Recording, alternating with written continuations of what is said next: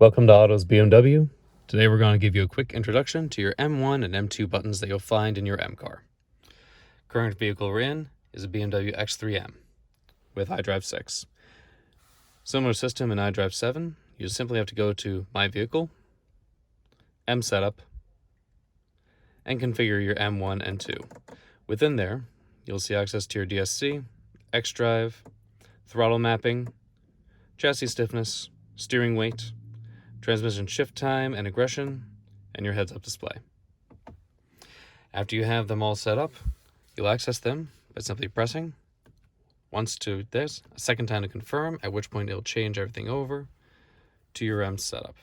If you have the heads-up display, it'll change that as well to whatever your setting was in your settings.